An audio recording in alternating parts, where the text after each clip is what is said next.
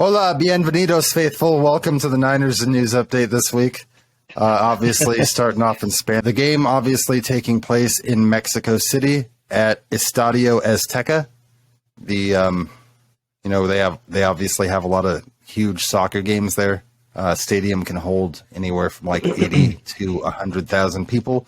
The attendance for the game was 78,427. Expected to be about 80% Niners fans. Obviously, they were, super loud and stoked. I don't know if you ended up seeing this video, but when the Niners arrived to the Hyatt Hotel, they were basically mobbed like the Beatles. Like there were people like waiting outside, screaming and shit. It was pretty crazy. Damn. Definitely a big deal.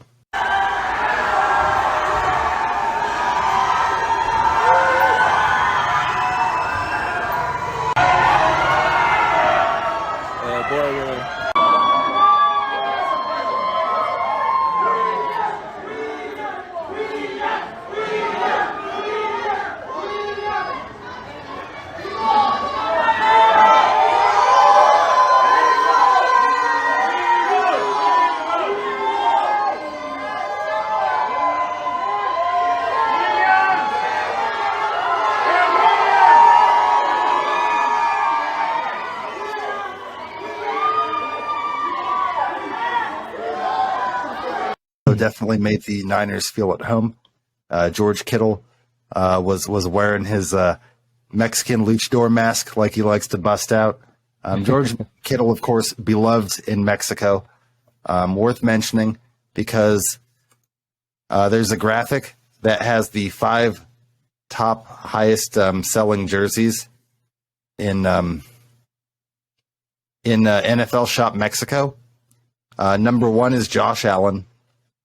Number 2 is George Kittle. Number 3 is TJ Watt for the Steelers. Number 4, surprisingly, Mac Jones. And number 5, Nick Bosa. So, Mac Jones. Why the fuck is Mac Jones on that list? Mac Jones is the one that surprised me the most. Yeah, the Niners I wasn't too surprised by, but I was like, okay, Mac Jones for the Patriots? Yeah, they're kind of close to Mexico. I think they'd maybe like the Cardinals or the Niners, given the proximity to Mexico. Yeah. But, nope, Mac Jones. Matt Corkle Jones, baby. Oh, McCorkle. Yeah. So George Kittle, beloved in Mexico, and he certainly went off. We'll talk. I mean, he had his best game. We'll talk more about that in a second. One thing I did want to mention before we get too far into that, because I know we talked about it, but we didn't talk about it on the show last week, was when Jimmy and Christian McCaffrey, Kittle, and Juszczyk all went to the Warriors game last week, and Jimmy got mobbed by the Warriors cheerleaders, and they basically, ignored the other guys, and basically every single one of these Warriors cheerleaders came up to Jimmy and shook his hand and was spending a minute talking to him, and Jimmy's all grinning ear to ear, he's happy as hell, and as soon as they walk away, they're all high-fiving Jimmy, and Kittle's bowing, to Jimmy. So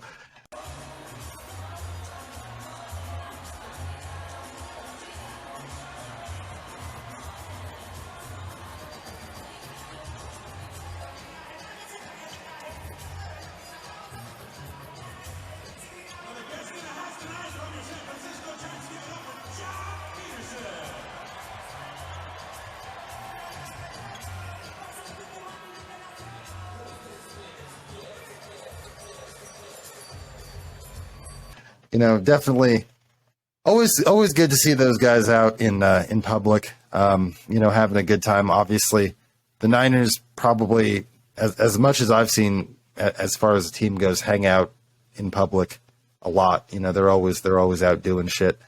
Yeah. They did the Halloween thing, which I remember showing you that picture. That was pretty hilarious. Yeah. But yeah, I mean that they've got a lot of team camaraderie. I think that goes a long way into their success. Obviously, that locker room is super tight knit. But yeah, they ended up asking Kyle about it, and Kyle's like, "Yeah, this is something that happens a lot."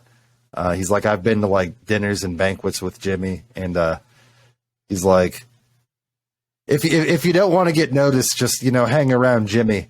And then he's like, yeah, right. it must, he's like, it's probably like a good problem to have.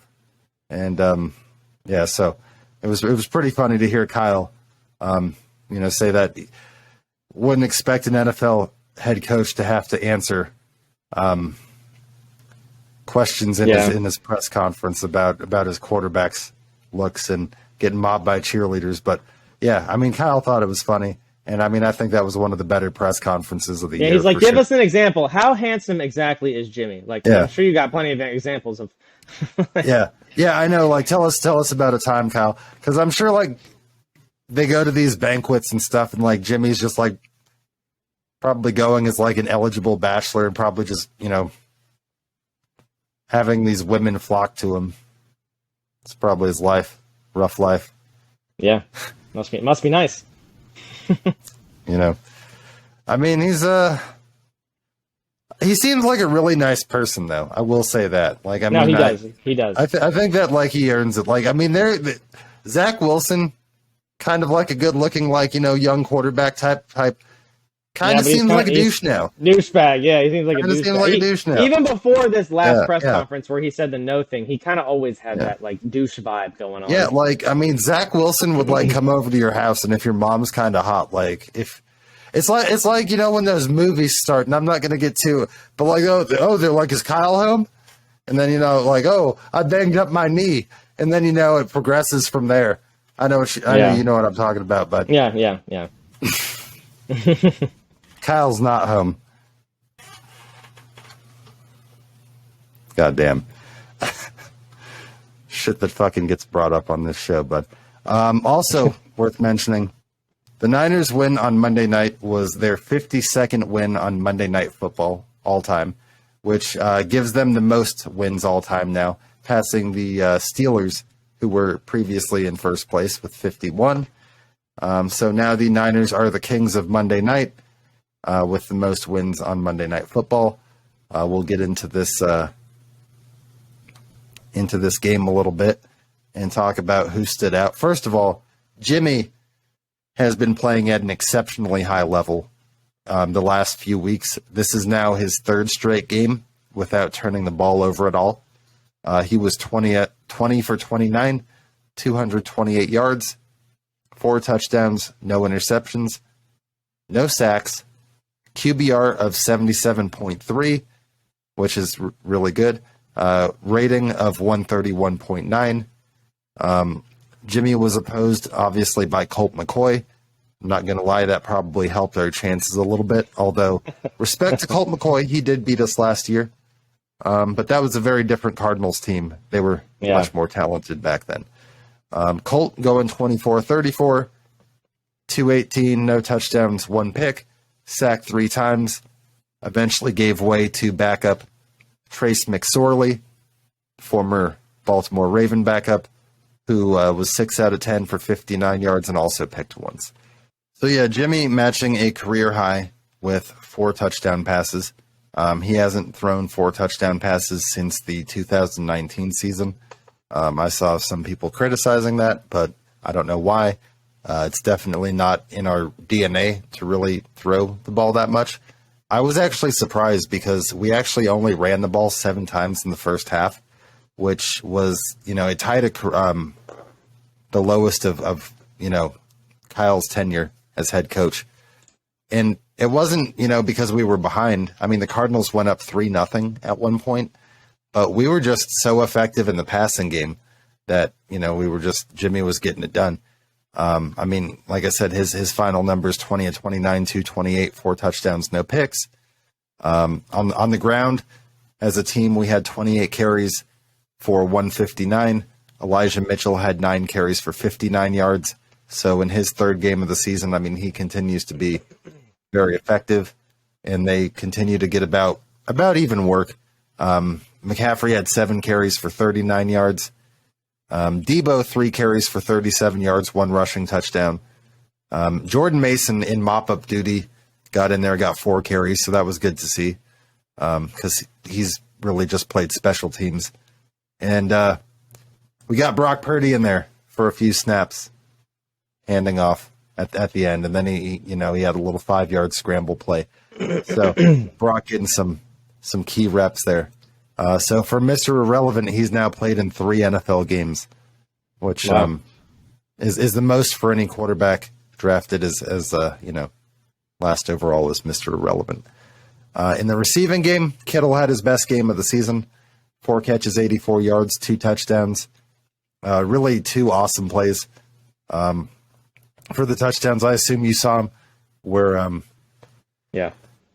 both good run after catch plays, but one was Jimmy throwing the ball through the air about 20 yards, so it wasn't just a dump off. The other one was up the left sideline, I believe, and Kittle just made everybody just left everybody in the dust on that one. But he had a great game. Really good to see him bounce back after a 1-catch, 21-yard effort the previous week. You kind of figured after that he was going to bounce back and have a good game. McCaffrey had 7 carries, 67 yards. Debo had 7 for 57. Ayuk only 2 catches for 20 yards, but both of those catches went for touchdowns. And so not a ton of passing yards, but the 4 touchdowns definitely crucial. And then also the 1 Debo rushing touchdown. First, worth mentioning on the defensive side, the Niners have now shut out their opponents in the second half of games for 3 straight games. So the Cardinals scored 0 points in the second half. Defense was led by Charvarius Ward with 10 tackles. Dre Greenlaw had 9 tackles. Fred Warner had 5 tackles and a sack. Bosa had another sack, bringing him up to 10.5 on the season. And Kevin Givens had a sack as well. The Cardinals, as we mentioned before, didn't have any sacks. Robbie Gould made his only field goal and was 5 of 5 on extra points. So good team win. Really just shut the Cardinals down. It wasn't a close game, so we didn't really have a lot to worry about, especially in the second half. I mean, at halftime, the game was 17-10. And I mean, we came out in the second half and we scored 14 in the third quarter, and then another 7 in the fourth. So we definitely put them away with 21 points in the second half, and that's always been something that Kyle's been criticized for, kind of taking his foot off the gas. But fortunately, this time around, definitely able to score some points in the second half and come away with the win. Next up, we have the Saints.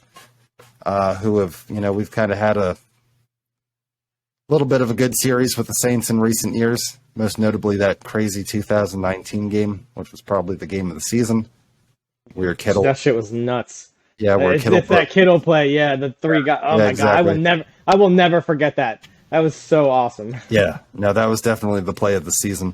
So the Saints, luckily, they're a long way away from then. They had Drew Brees and Sean Payton back then. Now they've got Dennis Allen and Andy Dalton. And, Big difference. They do have Chris Olave and Kamara, which are going to be challenges, but we've shut down pretty much everybody's running game so far this season, so not too worried about Kamara. Well, more as a receiving threat, I'm a little bit more concerned about him, but they do have a good defense with Cam Jordan, so I know that they're going to be coming after Jimmy and DeMario Davis. Have got some good pieces there. So hopefully our offensive line can continue and go 3 straight games without giving up a sack. Offensive line has been playing great the last couple weeks, so that's been really nice. But yeah, we will recap the game next week. Currently 6-4 and in first place in the NFC West with a tiebreaker over Seattle. So we just got to keep this momentum going, and we got this shit. Hopefully we can come away with another win. Go Niners. And that's going to do it for the Extra Point Show this week. Make sure that you subscribe if you're not already. It really helps us out and helps us grow. Give us a like as well. Absolutely. And if you're a Washington fan or a San Francisco fan, make sure to always check out the Commanders Countdown and the Niners News Update. Okay, well, thanks for joining us, and we'll see you all next week. See you next week.